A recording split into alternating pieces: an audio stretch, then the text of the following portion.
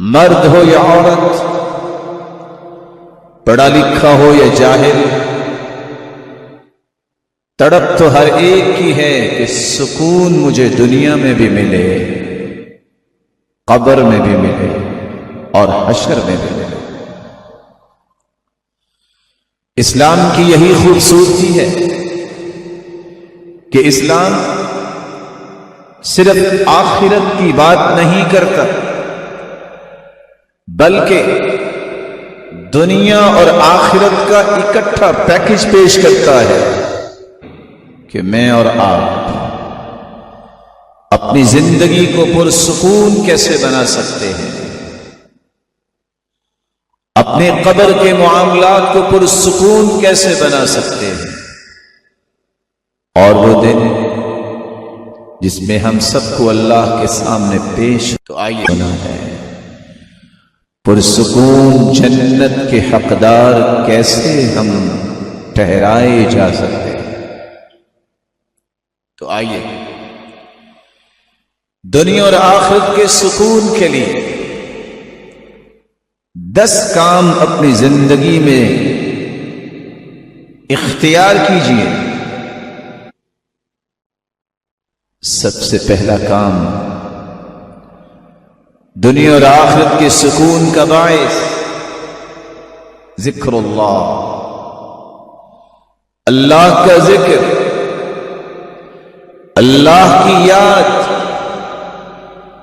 جس زبان کا نصیبہ بن جائے، یہ صاحب زبان دنیا کا سب سے پرسکون انسان ہوتا ہے۔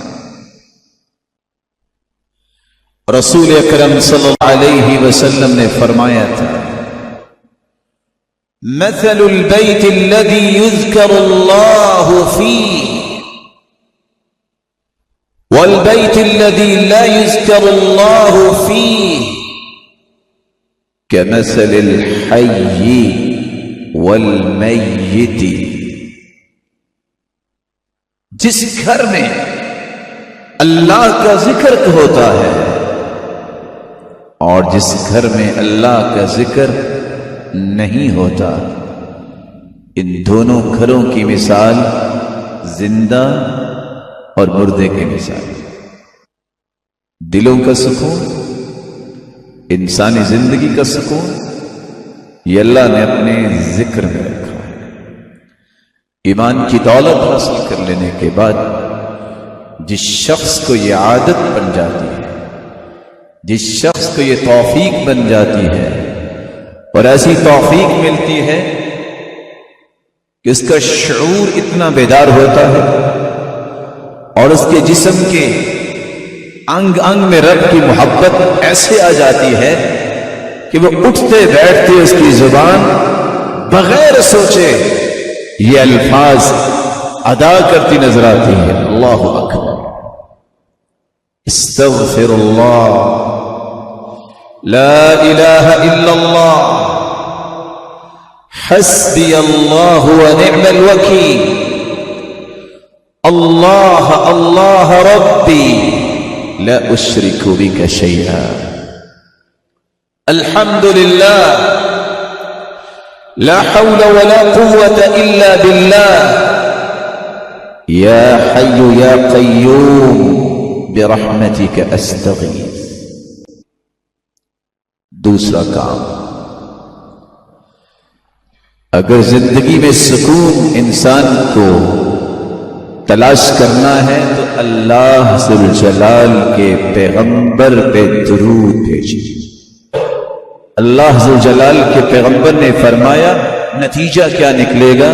من صلی علی واحدۃ صلی اللہ علیہ بہا 10، جو ایک مرتبہ درود پڑھتا ہے، اللہم صلی علی محمد وعلی آل محمد كما صليت على إبراهيم وعلى آل إبراهيم إنك حميد مجيد، اللهم بارك على محمد وعلى آل محمد كما باركت على إبراهيم وعلى آل إبراهيم إنك حميد مجيد۔ 10 نیکیاں لکھی جائیں گی، 10 گناہ معاف کر دیے جائیں گے، 10 درجے بلند کر دیے جائیں گے، اور ایک نہیں 70 مرتبہ رب تعالیٰ تم پہ بھی اپنی رحمت کی برکھا برسا دیں گے. وصلی اللہ علیہ وملائکتہ 70 صلاۃ، اور ایک نہیں کھربوں کی تعداد میں فرشتے تمہاری بخشش، مغفرت، برکت کی 70 مرتبہ دعائیں فرمائیں گے. آپ صبح و شام 10 مرتبہ پڑھ لو، قیامت کا دن ہوگا حلت لہ شفاعتی یوم القیامہ. اللہ کے محبوب فرماتے ہیں تم پڑھ کے تو دکھاؤ صبح و شام 10 مرتبہ. قیامت کو جب کوئی کسی کے کام نہیں آئے گا میں محمد اس کی سفارش اور شفاعت کروں گا. اور قیامت کا دن تو دور ہے، دنیا کے اندر ہی. اذن تکفی ہمک ویغفر لک ذنبک، زندگی کے سارے گناہ ختم ہو جائیں گے اور زندگی کے سارے غم ختم ہو جائیں گے، تمہاری زندگی میں سکون آ جائے گا. معمول بنائیے. تیسرا طریقہ جس سے میری اور آپ کی زندگی پرسکون ہو سکتی ہے. مشینری بناتے ہیں کسی مقصد کے لیے، اس کا یہ بٹن یوں آن کریں تو یہ اس کا پرپس سامنے آئے گا. اس کی یہ ایکٹیویٹیز ہیں. سر سے لے کر پاؤں تک مجھے اور آپ کو اللہ نے تخلیق کیا ہے، اس کا بھی ایک مقصد ہے، وہ ہے عبادت، وہ ہے نماز. پرسکون زندگی کے لیے نماز کی پابندی. رسول اکرم صلی اللہ علیہ وسلم 50 نمازوں کا تحفہ لے کر آئے. ہر حکم اللہ نے زمین پہ پہنچایا، لیکن نماز کا گفٹ دینے کے لیے رب تعالیٰ نے 7 آسمانوں میں بلایا اور 50 دی، پھر 5 ہوئی. آج پڑھتے 5 ہیں، اجر و ثواب 50 کا ہی ملتا ہے. چوتھا کام پرسرور زندگی اور پرسکون قبر، پرکیف جنت کی ساعتیں. دستور حیات کو بار بار پڑھیے. قانون ربانی کیا ہے؟ دستور، یہ کانسٹیٹیوشن جو ہے، یہ اللہ کی طرف سے آنے والا قرآن کیا کہہ رہا ہے؟ اس قرآن میں اللہ مجھ سے مطالبہ کیا کر رہا ہے؟ اس قرآن کی تلاوت معمول بنائیے، روزانہ کی تلاوت کو معمول بنائیے. اور 5ویں بات، اپنے گھر میں اپنی ذمہ داری کا ثبوت دیجیے. گھر والوں کو نمازی بنائیں، وقت پہ بیوی کو، اپنی اولاد بیٹے اور بیٹیوں کو نماز پڑھائیں.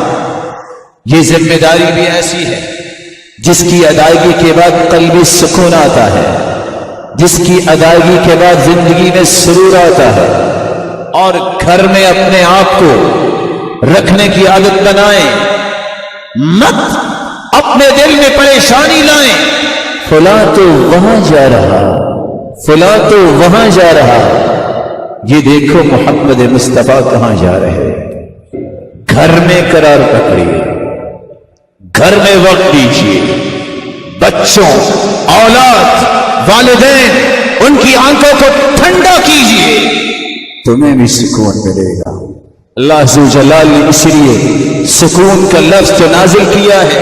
قرآن مجید میں فرمایا وَاللَّهُ جَعَلَ لَكُم مِّن بُيُوتِكُمْ سَكَنًا وَجَعَلَ لَكُم مِّن جُلُودِ الْأَنْعَامِ بُيُوتًا تستخفونها يوم ظعنكم ويوم إقامتكم ومن أصوافها وأوبارها وأشعارها أثاثا ومتاعا إلى حين.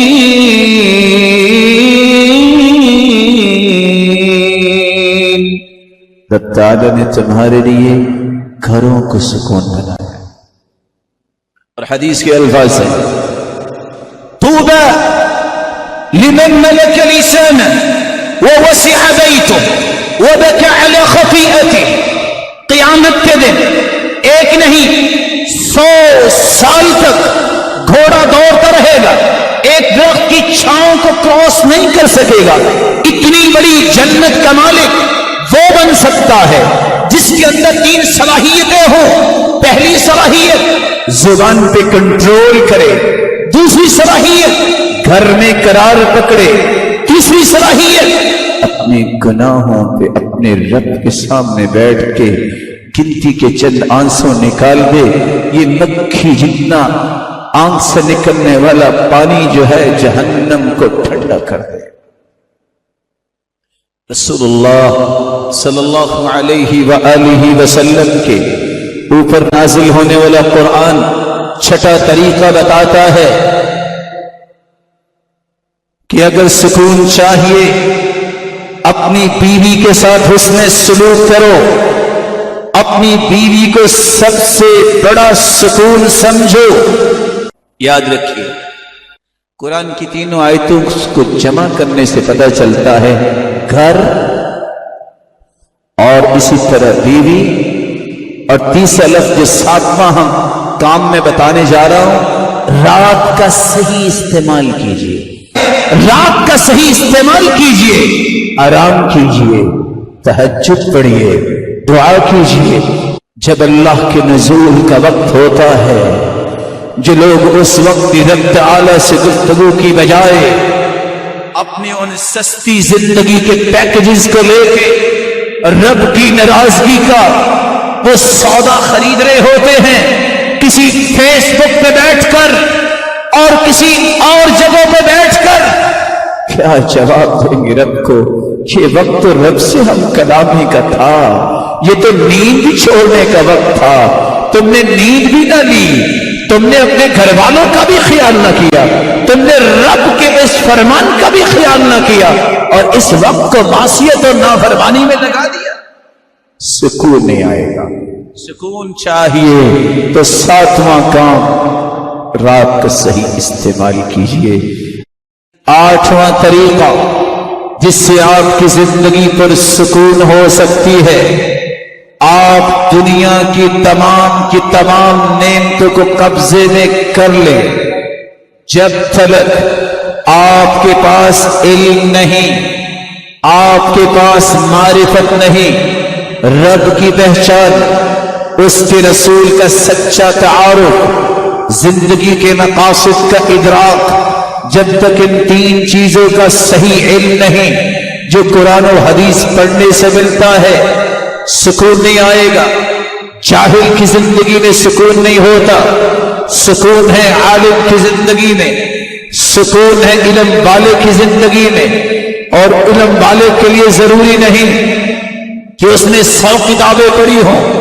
3 علم ہر شخص پہ واجب ہے، فرض ہے. اس کے بارے میں قیامت کے دن کوئی عذر نہیں سنا جائے گا.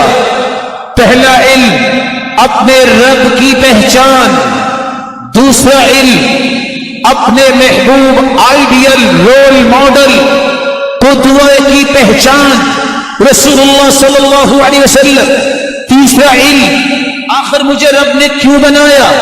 یہ 3 علم.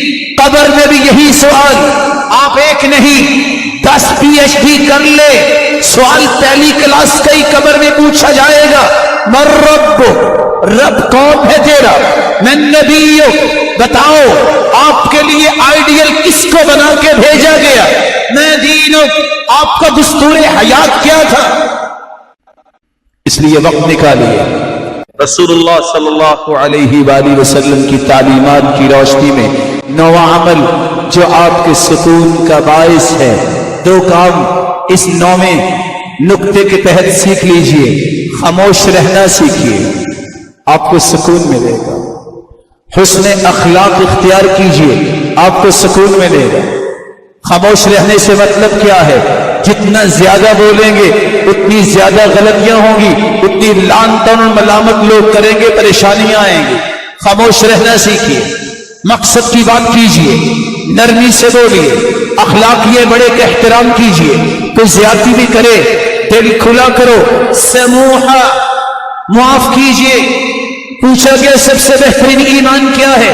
قال الصبر والسماحہ، صبر، برداشت، بہادری کے ساتھ وہ وقت گزارنا، خاموشی کے ساتھ تکلیف کا وقت گزارنا، یہ صبر ہے۔ سماحہ، کچھ بھی ہو گیا ہے، جاؤ تجھے معاف کرتا ہوں۔